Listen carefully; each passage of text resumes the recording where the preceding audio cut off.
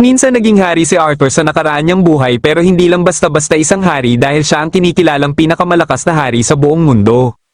Pero bago niya ito nagawa ay marami siyang napatay at nagawang krimen. Sa kabila ng lahat ng ito ay pinagkalooban pa din siya ng pangalawa niyang buhay. Isang araw ay may panibagong quest ang ibinigay sa kanila ni Jasmine. Ito ay imbestigahan ng Nayon malapit sa Beast Glades matapos mawalan ng kontak dito. Para masigurado ni Jasmine na natututo si Arthur sa kanyang mga itinuturo ay tinatanong niya ito sa mga dapat nilang gawin. Dahil ilang taon na din nila itong ginagawa ay alam na ni Arthur ang kanyang mga isasagot. Napagpasyahan naman ni Sylvie na magsanay muna sa di kalayuan habang nag-iimbestiga sila. Habang papunta na sila sa Nayon ay may nakita silang maraming yapak na papunta at papalayo sa Nayon. Dahil dito ay minabuti nila na mangalap muna ng impormasyon sa kung ano ang nangyari sa Nayon kaya napagpasyahan nila na magmatsyag muna. Pagkadating nila sa Nayon ay nagtaka sila na wala ni isang tao silang nakikita. Naisip ni Arthur ang posibilidad na baka may umataking halimaw dito pero nagtataka naman si Jasmine kung bakit walang senyales ng pag-atake. Ilang sandali lang ay dito na nila napansin ang maraming kristal na nakakalat. Nilapitan nila ang mga ito at nagulat sila na mga tao pala ang nasa loob ng mga ito. Biglang may dumating na batang babae na nagulat din sa kanyang mga nakita. Kagagaling lang pala nito mula sa kagubatan para manguha ng mga medicinal herbs kaya hindi nito alam ang mga nangyari. Dito na din lumakas ang kutob nila Arthur na isang ang halimaw ang may kagagawan dito. Napansin nila ang parang sinulid sa paa ng bata kaya napaalerto sila ngunit dito na hinila ng halimaw ang bata. Susubukan sana itong iligtas ni Arthur ngunit pinigilan siya ni Jasmine. Dahil dito ay nakulong din sa kristal ang bata at dahil isang arachne ang halimaw ay minabuti naman nila Jasmine na umatras muna. Ang arachne pala ang isa sa top 5 beasts na ayaw makalaban ni Jasmine. Bagamat 5 beses na siyang may nakaengkwentrong ganitong halimaw ay isa lang dito ang matagumpay niyang nailigpit at kasama pa niya dito ang buong Twin Horns Party. Sobrang laki ng pasalamat nila sa kapangyarihan ni Alice dahil ito ang rason bakit sila nanalo sa isang arachne. Tanging ang emitter power lang ni Alice ang kayang sumira sa arachne curse. May mataas na resistance sa mahika ang arachne kaya karamihan sa mga spells ay hindi gumagana dito. Kahit ang espada ay hindi din umuubra sa tigas ng carapace nito kaya sa ngayon ay wala silang kakayahan na mailigpit ito. Pero ayaw na ayaw nito sa liwanag ng araw kaya kadalasan itong namamalagi sa loob ng dungeon. Dahil naituro naman na lahat ni Jasmine kay Arthur ang mga dapat matutunan ni Arthur sa pagiging adventurer ay tinanong niya ito kung ano ang dapat nilang gawin ngayon. Naisip ni Arthur na mas makakabuti kung bumalik muna sila para maipaalam sa guild ang nangyari sa Nayon at makapaghanda sila kung paano tatalunin ang arachne.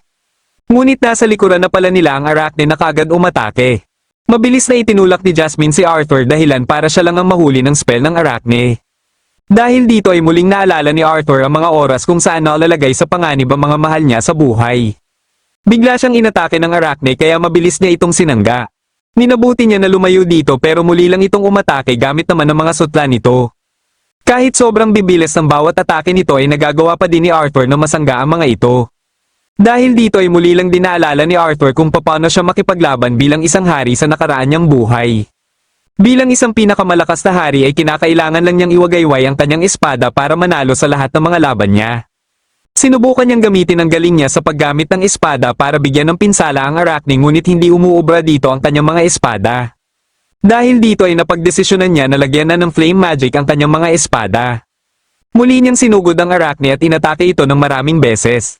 Bagamat tumama lahat ang kanyang mga atake ay hindi pa din ito sapat para mabigyan ng pinsala ang arachne. Dito niya na naalala ang sinabi sa kanya kanina ni Jasmine tungkol sa pagiging high resistance ng arachne sa mahika. Sinubukan niyang gumamit ng earth magic at nang gumanti ang arachne ay madali lang niya itong sinangga. Katapos ay muli siyang gumamit ng earth magic para naman punteryahin ang ulo nito at dito niya na ito nabigyan ng kaunting pinsala. Pagkaatake nito ay sinamantala niya kagad ang pagkakataon na punteryahin na ng kanyang espada ang pinsala na naibigay niya. Plano niya pala ay atakihin ang loob ng arachne gamit ang mahika. Dito niya na ginamit ang kanyang lightning magic at boses sa naging reaksyon ng arachne ay kitang-kita dito na nasasaktan ito. Kaya mas pinalakas pa niya lalo ang epekto ng kanyang lightning magic dahilan para manghina ng sobra ang arachne. Pagkababa niya ay sinubukan pa nito na umatake kaya dito niya na ginamit ang kapangyarihan na nakuha niya kay Sylvia.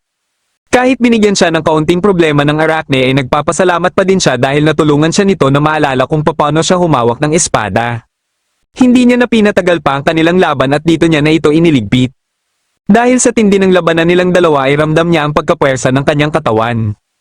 Alam niya na malayong malayo pa siya sa nais niyang maabot kaya kailangan niyang magsanay pa. Ilang sandali lang ay dumating si Sylvie dahil naramdaman pala nito na nagalit siya saglit.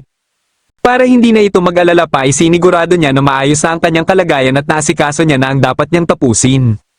Ang problema ay hindi lang pala ang Arachne ang kailangan niyang intindihin matapos niyang makita ang reaksyon ni Jasmine sa ginawa niya.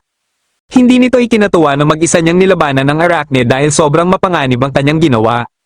Kaya humingi na lang siya ng tawad na hindi niya sinunod ang instructions ni Jasmine at hinayaan niya na manaig ang kanyang emosyon. Dahil naiintindihan naman niya ang kanyang pagkakamali ay pinatawad siya kagad ni Jasmine. Namangha ito na natalo niya ng mag-isa ang Arachne pero para sa kanya ay tinataglay niya lang siguro ang kapangyarihan na kailangan niya pero hindi ito ang kapangyarihan na gusto niya. Dahil ang kapangyarihan na gusto niya ay ang kapangyarihan na magprotekta. Dahil sa kanyang kahinaan ay nahiwalay siya sa kanyang mga magulang at kung mas malakas lang sana siya ay naprotektahan niya din sana ang mga importante sa kanyang buhay. Kaya ngayon ay gagawin niya ang lahat para wala siyang pagsisihan sa huli.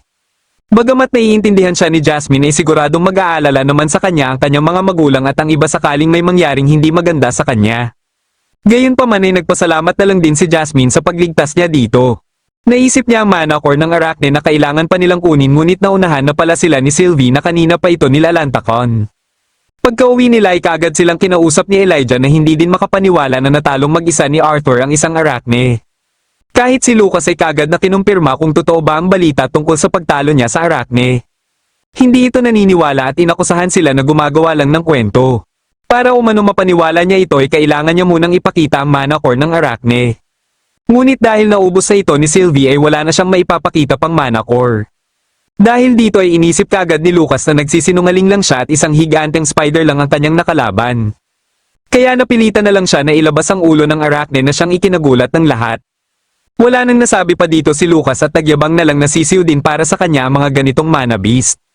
Kaya sinabihan tuloy siya ni Arthur na magpapatulong na lang siguro sila sa susunod sakaling may makaengkwentro pa silang mga mana beast.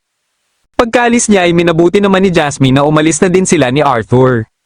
Uuwi pala si Arthur sa kanila dahil matagal-tagal na din nung huli siyang umuwi. Nang malaman ng kanyang mga magulang ang pagtalo niya sa Arachne ay nagulat din ang mga ito. Sobrang namangha sa kanya ang kanyang ama dahil hirap na hirap sila noon dito na halos 4 na beses pang nalagay sa panganib ang kanilang mga buhay. Tinanong siya nito kung ano ang kanyang mga ginawa para talunin ang Arachne at sinabi naman niya ang ginawa niyang estratehiya. Ngunit bigla na lang silang pinaluhod ng kanyang ina dahil hindi umano nila tinupad ang kanilang pangako na iwasan ng kahit anong panganib. Katwiran niya ay parang imposible ito para sa isang adventurer ngunit walang pakialam dito si Alice dahil nangako umano siya. Hindi din nakaligtas sa sermon si Jasmine kaya tanging paghingi ng tawad na lang ang paulit-ulit nitong sinabi. Pumayag umano ito na umalis si Arthur dahil sa pagpupumilit nito at nagtiwala kay Jasmine kaya pumayag din ito na maging adventurer si Arthur.